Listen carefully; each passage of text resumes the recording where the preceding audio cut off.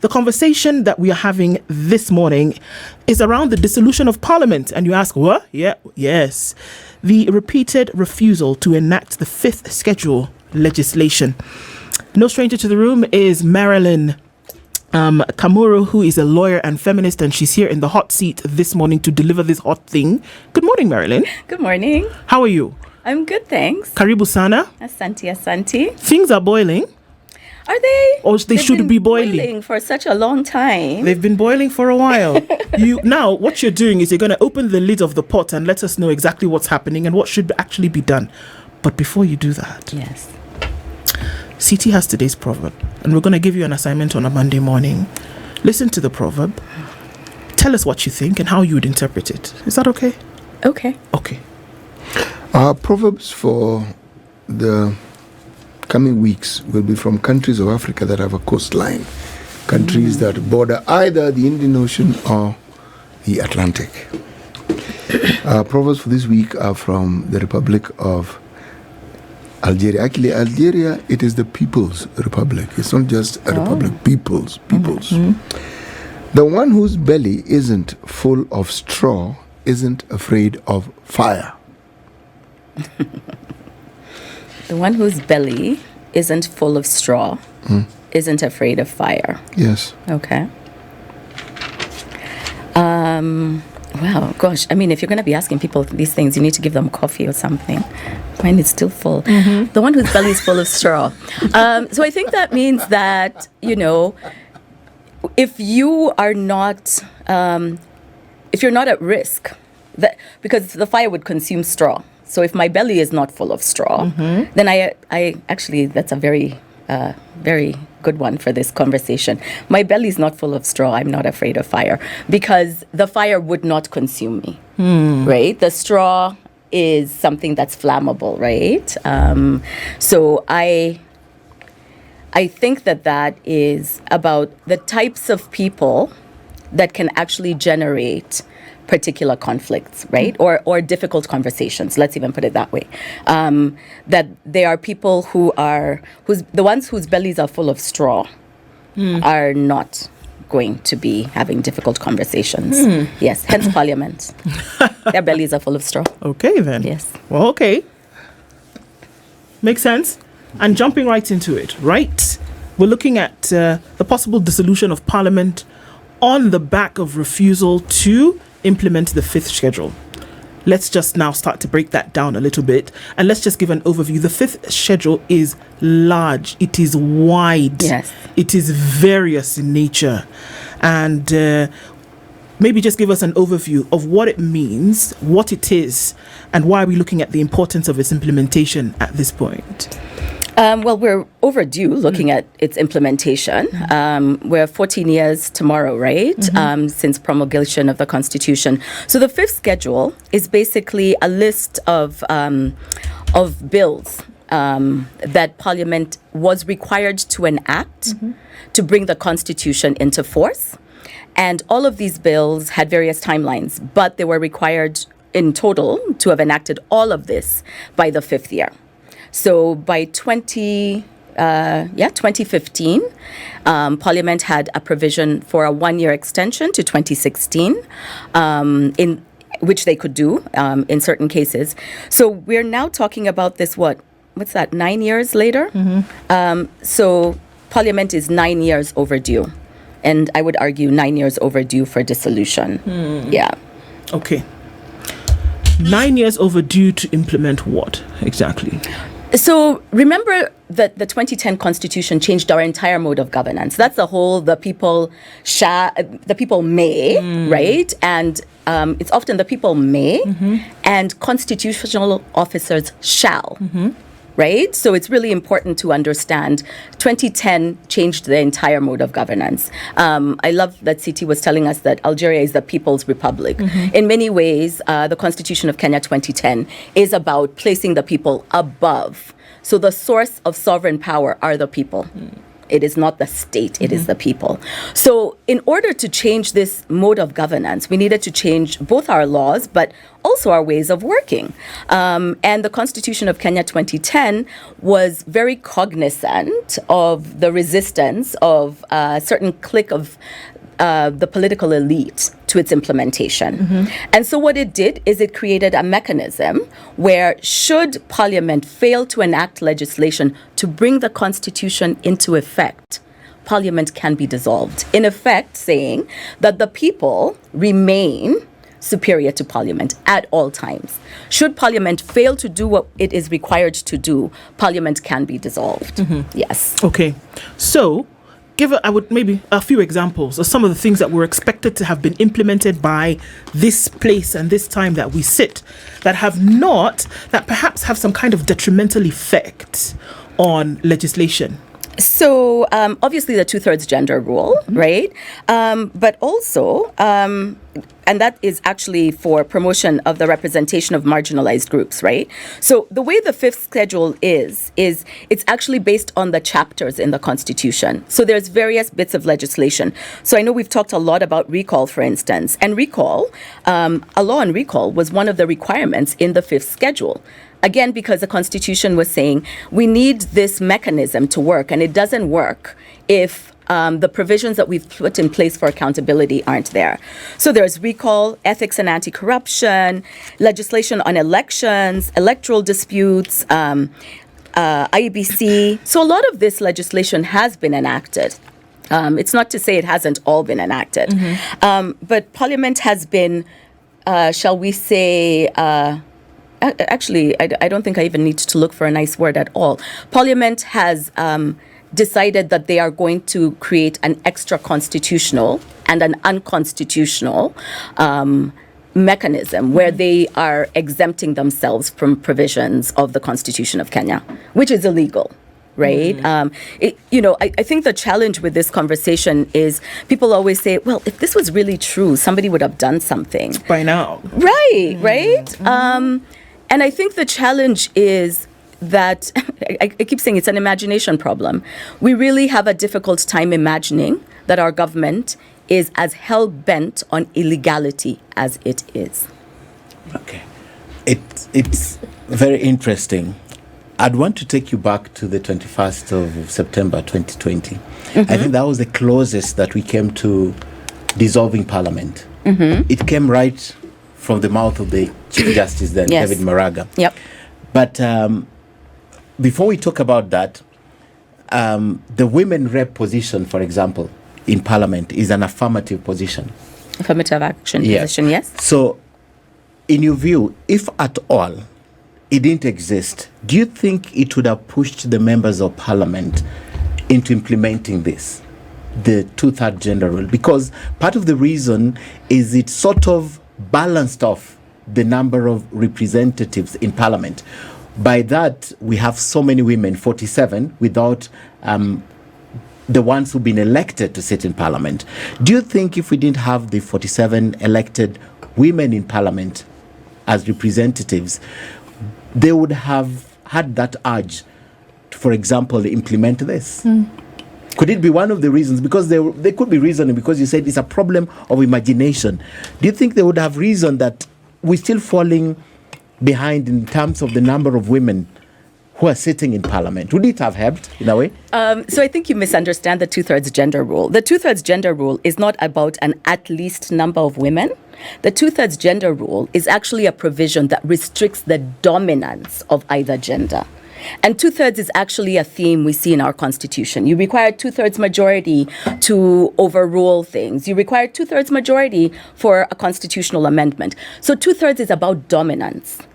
It also comes from the very same place as our what do we call it? Our counties, right? Because what this was about decentralizing power and not concentrating power, either in the executive or in a central government, or in the hands of a minority majority, which were men, right? Because that was what happened. So I don't like to I don't think it makes sense to engage on the women rep position and the 2/3, because what the 2/3 was meant to do was make sure that you never had any one group in such a supermajority position that they never needed to deal with a minority, right? So it's really not about at least number of women. It's, have we created a system where there's a level of checks and balances within the system that can restrain it from going overboard in whichever direction? Actually, I think you understood my question and I didn't misunderstand the 2/3 gender rule. I think the explanation is totally correct. Your explanation is totally correct. But my question is this. The members of parliament, because we have a difficulty with members of parliament, that is where the problem is. No, we don't. Why is it that it's been impossible then to pass this legislation? You know, that's a very interesting question, Ken, because you would never say, why is it impossible for parliament to vote to approve cabinet secretaries? It's their job. It's not impossible. They just refuse to do it. Then right? So it's not impossible. That is my question. Why have they refused to do it? Do you know why they've refused to do it? Tell me. They've refused to do it because there have been no consequences to Parliament's illegality. If there was a consequence to Parliament's illegality, they would have done it. Who would? And the Not September, consequence yes. to illegality, the only consequence It's in the dissolution. Constitution is dissolution. Now take us back to where I started. David Maraga writing to the president asking for parliament to be dissolved on that account. It didn't happen. For me, that was the closest this would have happened. Okay, so when Chief Justice Maraga wrote in 2020, Yes. he had already been under an obligation to write since 2017 because Article 261(7) that we're talking about does not require the Chief Justice to be petitioned by anyone to dissolve Parliament. I don't need to write, you don't need to write, nobody needs to write. In fact, the reason 261 exists is because the Chief Justice independently is under an Article 3 obligation to uphold, protect, and defend the Constitution of Kenya. So when Maraga in 2017 did not write to dissolve, I was among some people who petitioned him in 2017, right? 2020, these petitions started in 2018. So 2018, people petitioned. 2019, people petitioned. 2019, he dissolved Parliament, right? Or he wrote, advised the advised, president yes. to dissolve Parliament.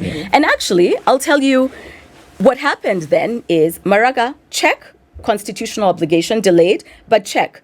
The failure was the president did not dissolve Parliament. That was an unconstitutional act. And our constitution actually provides that an omission can constitute a violation of the law. So it's not just an act, right?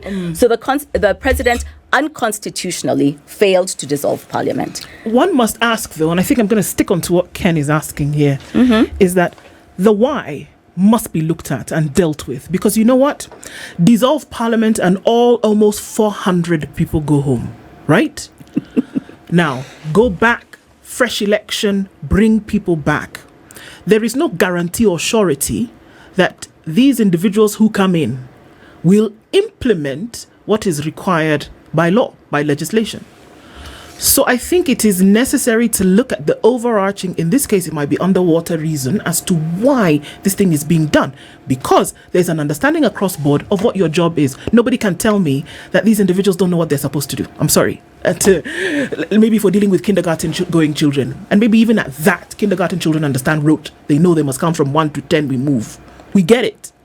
So there must be a reason why this has never happened. And if we don't look at that, I think we're going to continue doing this merry-go-round, horse and pony show dance. So over let me and tell over you again. something. What is the reason court, why this doesn't happen? So let's say I was a rape victim, okay? When I go to court, I have no interest in the rapist's rationale for why. It does not fucking matter. Language? Okay. Okay. There is no reason that a why, when there is a law, becomes the basis for which we're engaging. And I'll tell you why. If we were talking about this in 2013, that would be valid. Do you know why? The 2012 advisory opinion from the Supreme Court said, Parliament, you have until 2015 to enact this legislation. Okay? So if we're talking about this in 2013, absolutely, let's talk about why. Absolutely. I'm telling you 9 years later.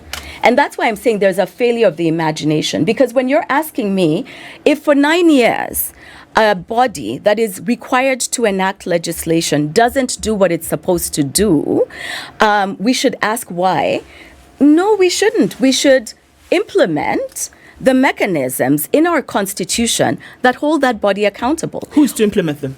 So the Chief Justice in this case, you know, and the Muga decision, as Ken has pointed out, was in 2020. So it related to the 12th Parliament. And why this, the Chief Justice was quite clear, and I think he was correct in stating that it is, Parliament is a perpetual institution. However, the advisory is only if Parliament has not enacted legislation, right? So from 2020 to now, if Parliament again has not enacted legislation, what Parliament is basically saying is mtadu. Okay. So when someone tells you mtadu, do you ask yourself, what is the why of the mtadu? So this is the thing. So when you look at something like this, and it's an action that doesn't happen, and it recurs, this inaction recurs over and over. Remember that this has gone over terms, right? Yes. This is, like you said, 12th Parliament, 11th Parliament. 11th, yeah. Some 12th, cases, 13th. Some cases, totally different individuals. 12th Parliament, totally different individuals. Yep. 13th Parliament, totally different individuals. Yeah. My question is, what is to guarantee that if you dissolve Parliament and all of these individuals go home and you bring in a fresh set of individuals, or even maybe the same ones, what is to guarantee that these things that we are looking at will actually be implemented? Because that's what we want. At the end of the day, the goal is to do what the supreme law says. Yeah, and so that's why people like me do what we do, right? I don't do this for fun. I should be able to do other things. And I think part of why I find the framing of your questioning problematic is because what it does is it normalizes illegality. Okay? It puts me, a citizen, in this position where I must keep explaining to the people who are the bearers, duty bearers, to people who take an oath, you need to do your job. No, and what it is saying that if there is a reason why this thing is not happening, it is just as important as saying get rid of it, but it is just as important for you to find out, is there a problem here? Is Kenya still heavily, if we're looking at the 2/3 gender rule, is Kenya still heavily patriarchal? Does Kenya still believe, because whether we like it or not, the people who are put in positions of parliament are voted in, right? Are we saying, what is the underlying reason here? Is that in the minds of people, do they still feel that maybe we don't want to put women here? So feelings aren't part of the constitution. No, allow me to finish my question. We are saying that the reason why people are in parliament is because people put them there by nature of the vote. So if we are saying that the 2/3 gender rule has not been met, what is the reason behind it and how can we deal with it? But, you know, we're getting back to the same place. And I'm telling you, our challenge is we have very different framings, okay? And I'm not saying that as a way to sidestep your question, but to explain why I don't think your question is actually a valid one. So if I go to court and somebody tells me that, hey, Marilyn, you broke the law, what the judge might ask me is, okay, yes, let's assess whether you did break the law. Let's evaluate that, right? So there's a determination of fact. Right. Okay? And once the determination of fact is made, then the judge might say, you know what? Give me your exculpatory reasons. Explain to me. Might. Does not have to. Might say, give me your reasons for doing this. Okay? So what did we do? We went to court and we asked for a determination of fact that the Constitution actually says what we think it says. Like, did we read it wrong? You know, did we make a mistake? And we went for a determination of fact. And that's what the High Court decision was in 2015. And I remember because I actually remember going to people and saying, wait a second, guys, we're almost at the end of the Constitution. I don't know if anyone remembers. You know, we had a commission on the implementation of the Constitution. We had a body that was supposed to oversee legislation, right? So we're almost at the end of their term. And I remember talking to people and saying, guys, this doesn't seem right. We're going to 2015. There's no legislation. There's a Supreme Court advisory. I talked to Martha Karua. I talked to Judy Thongori. And Judy said, you know what? I think you're right. And we sat down with Elisha Ongoya at Intercontinental's lobby, and we looked through the Constitution. And that was the first case on the dissolution of Parliament. Because actually, it's a domino. Right? That case was in 2015, right? So that was the determination of fact of Parliament, this is what you're supposed to do. If you were in doubt, this is what you're supposed to do.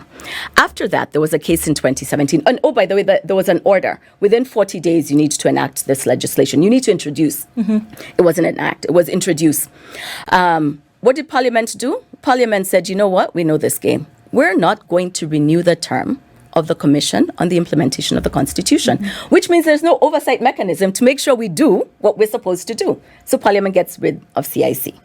Does introduce a bill, does not pass the bill. 2017, we're back in court. So again, courts have determined the fact of what Parliament is supposed to do. Beyond that, the Constitution gives no discretion to the court to ask why. And I'll tell you why. In 261, the language is not introduce a bill, it is enact legislation. Because what the court envisions and what the Constitution envisions is between this entire time, Parliament should have been explaining, this is our difficulty. Gone to the Office of the Attorney General. They should have been explaining why this is not possible. Okay, we're going to go to a break, but let me ask you one question. In a very simple form, does dissolution solve the problem, which you've clearly explained? There's a problem. Does dissolution of Parliament then solve the problem? Yes. How? Because I am a firm believer in the Constitution. It is the only constitutional remedy provided. Do you know, by the way, that the Ruto administration was very clear that they were subject to dissolution?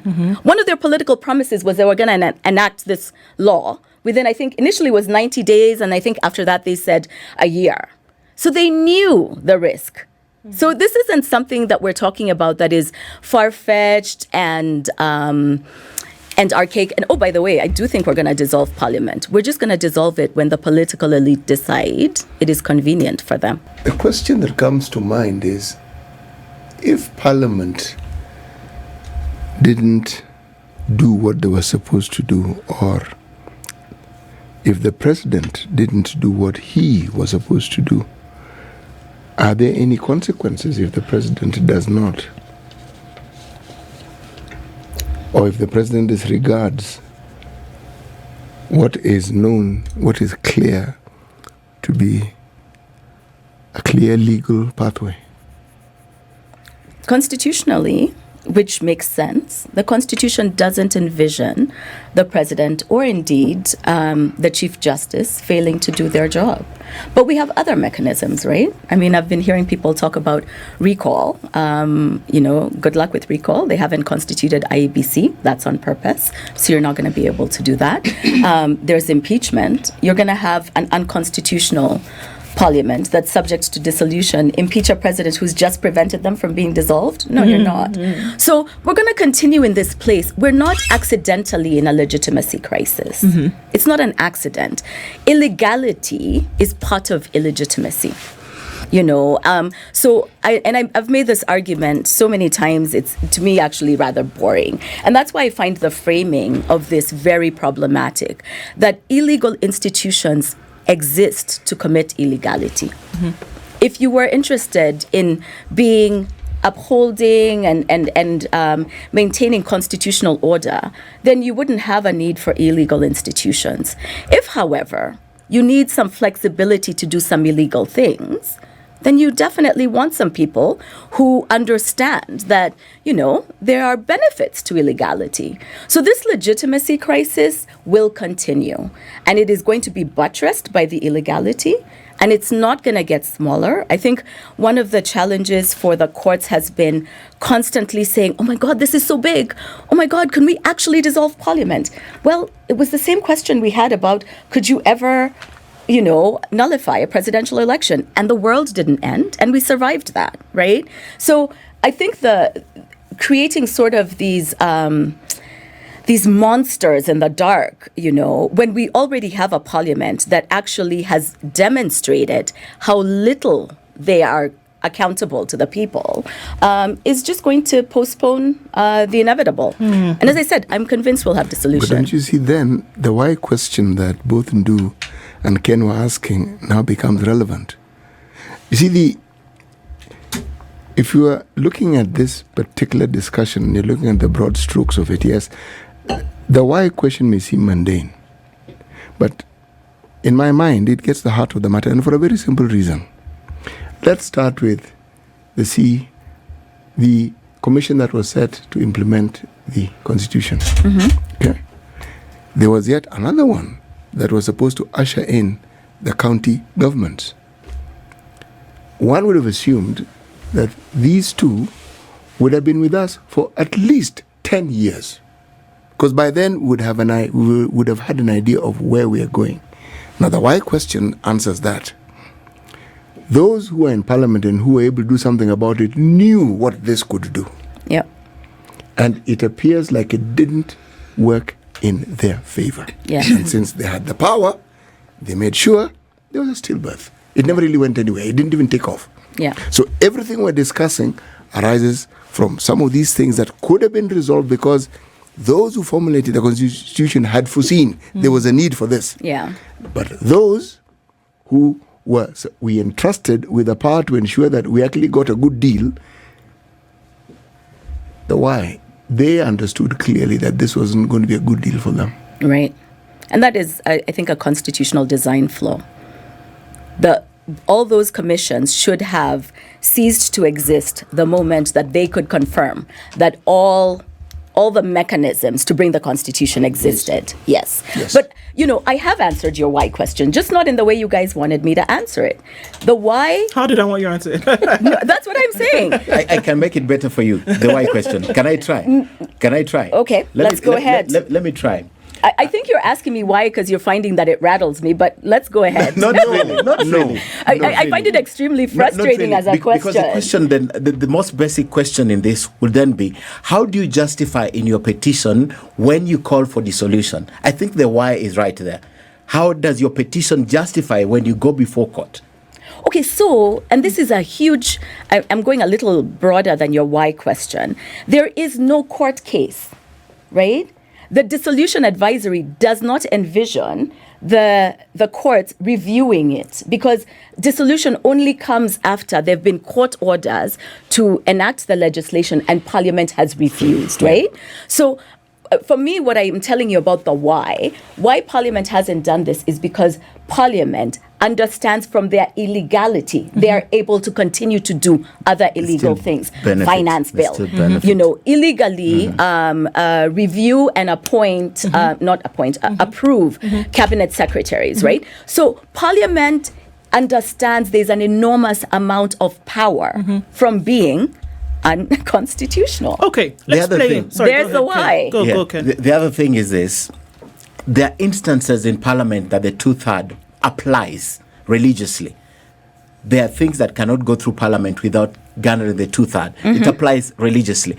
Would you think that the fact that other things are happening without needing a substantive legislation that stands in place for the same, they don't just care about it? Ken, there's lots of things Parliament doesn't care about. There's lots of things you don't care about, I don't care about. But Parliament is required by the Constitution to do this. So it's irrelevant whether they care about it. It's irrelevant whether they think it's important. It's irrelevant. They need to comply. They need to comply. Okay. So it's either we live in a constitutional order or we don't. And I think when we allow all these various, and this is also, to be very honest, why Parliament is emboldened not to comply. It's these kinds of questions, because these questions don't start from the position of why is the law not being followed. It starts from, oh, guys, you must have a really good reason for not following the law. That's not a benefit I'm given when I go to court. I don't think that has been our point. And I think we need to track back here. Yeah, that's not our point. It is not that you must have a very good reason as to why you're not doing it. It is. A reason that is being given can be ridiculous, but it is still a reason all the same. Now, what I'm trying to say is, How do you prevent it from happening in the future? If you were, let's take a step into time travel today. Okay?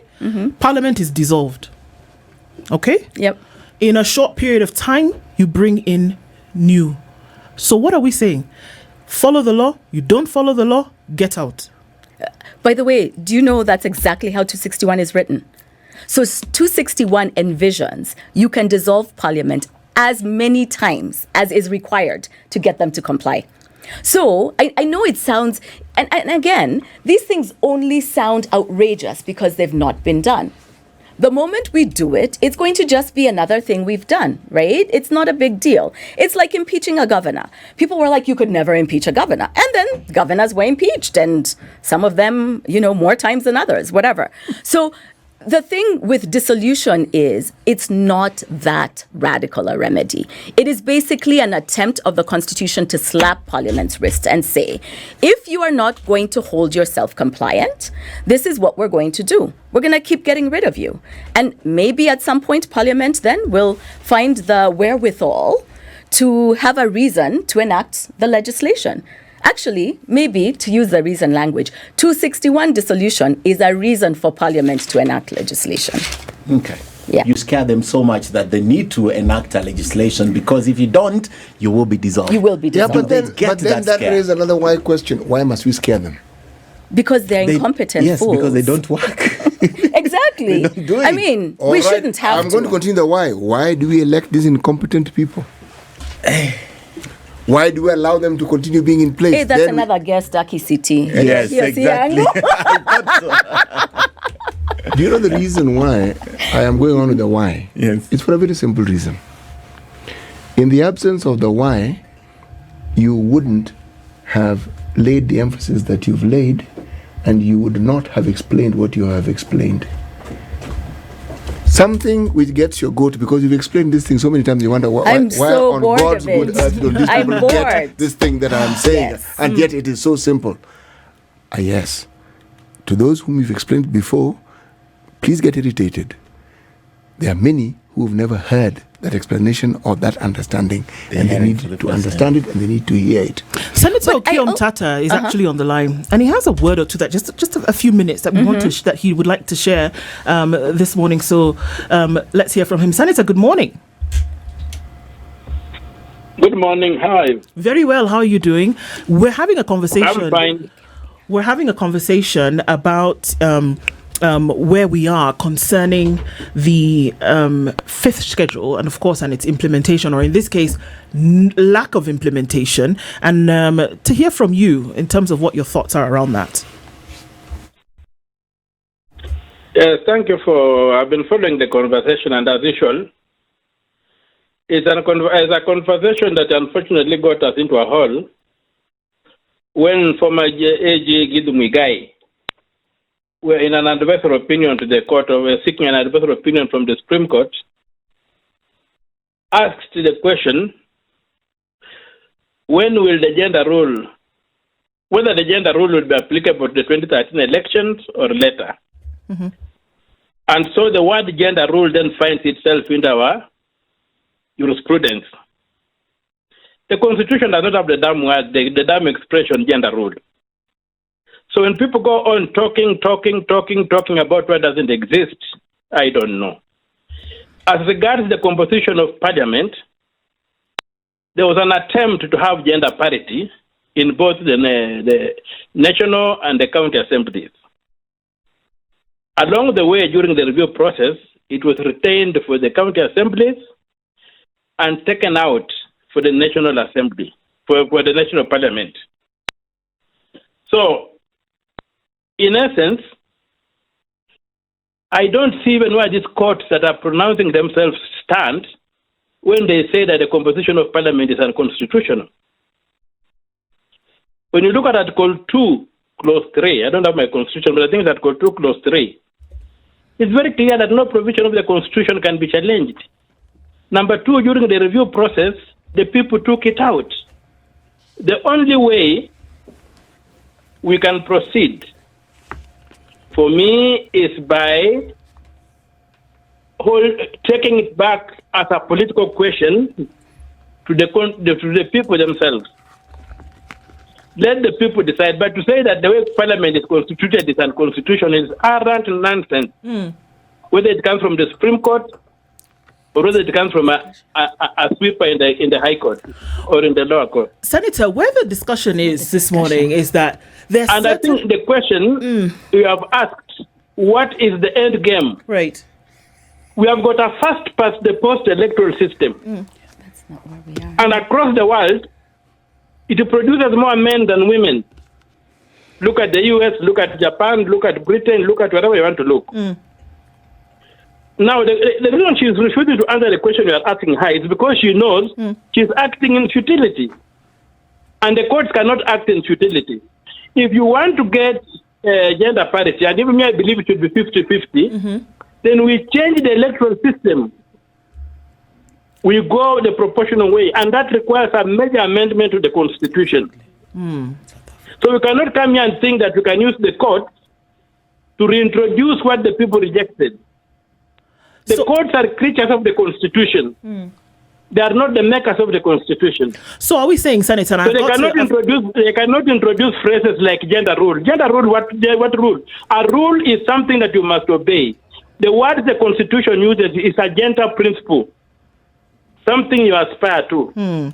So what I'm hearing you saying, Senator, here, and I'm just to wrap up this in about a minute, is that if we are actually going what we are looking for in terms of implementation, then you have to go back to the original foundation and tinker with that a little bit in order for this principle or any other issues that need implementation then to actually be achieved? No, this particular one doesn't need any implementation. It says that you develop this. You see, like right now, Machakos has got a senator who is a woman. He has a governor who is a woman. The same in Nakuru and many other places. They have not done this gender thing they are talking about. What we need is to create an environment where people can compete freely.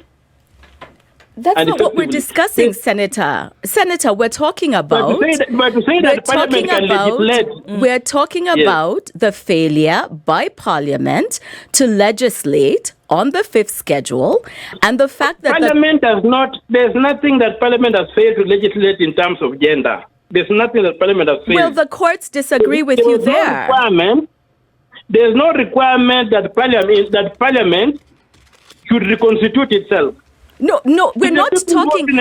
I think, Senator, you're confusing two issues. You're confusing the composition of Parliament, which it's true does not meet 27(8) and 81(b), which do require that not more than 2/3 of either the members of either body are of one gender, and the failure to enact legislation. The fact that it is in the Constitution. We're not talking about that. No article of the Constitution can defeat another. The fact that it's in the Constitution the way it is, that's how it's going to be. But that's not what we're talking about. You're confusing the matter. We're talking about dissolution and the dissolution advisory. Why you are dissolving Parliament for what reason? Parliament is not unconstitutional. And there's no requirement or need to change the composition of Parliament. So the thing is here, and I think Ken wants to come in. So the thing is here, Ken wants to come in. The fifth schedule does not. But here we are saying... The fifth schedule does not require Parliament to make any law to change its composition. That's not what we're talking about, Senator. The point is here, Senator. Ken, please go. Yeah, Senator. The elephant in the room is this. There's a need for an enactment of a legislation that support this principle. Parliament has failed to enact that supports this principle, not on its composition. So the question is, having failed to come up with a legislation that supports this principle, why don't we do away with Parliament on that account? I think that's the elephant in the room. How do you legislate a principle? The question is, how do you legislate a principle? The courts have already pronounced themselves on that. The question is, you cannot legislate. That's why I'm saying That's why I'm saying that those courts made a wrong pronouncement. You cannot legislate a principle. Okay, but Senator, respectfully, you can't overrule the courts either. He'll go back to No, court. Yeah, he can No, go back to court. Go back to court. Yes, agreed. Go back to court. The thing is this. Yes. The thing is this. Yes, Senator. Okay. You know, you are stretching 261 to override 203. No, 2 clause 3. All right. And that cannot be allowed. Thank you very much for your insights on There that, is no Senator. gender rule in the Constitution. Thank you.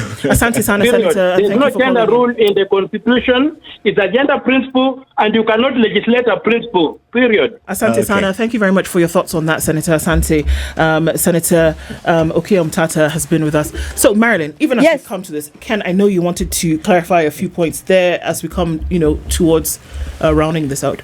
Actually, I think it's come out clear because we have been using 261, which is the consequential legislation. We have been using it basically to explain this. But I think she has a point at the end of the day. There's a failure here, and that failure needs to be addressed. And that's the elephant in the room. And I think that's where you're proceeding from. Yeah. And it doesn't need to go to court. For me, a lot of these things are good manners. If they don't happen automatically, then what happens? There must be checks and balances. And as we said, there are always checks and balances that are introduced in the Constitution, and even the legislations that come out of Parliament that just check some of these things that happen. But at the end of the day, we know how superior the Constitution is. And at the end of the day, we have to make reference back to the Constitution. So catch-22 for me. But at the end of the day, you're not doing what you're supposed to do. So what is the recourse? What should happen? And that's where she is. Yeah. There are two words that Marilyn has used: legitimacy and illegality. I don't like this word that Kenyans use, bad manners. These aren't bad manners. That's euphemizing this thing. Because when somebody says someone has displayed bad manners, it's not criminal. What our parliamentarians do is criminal. Yeah. See? And you can't euphemize it by saying it is bad manners. And because they have already committed this wrong as a body, I don't think there is any other reason we need to look for. Exactly. They've checked themselves.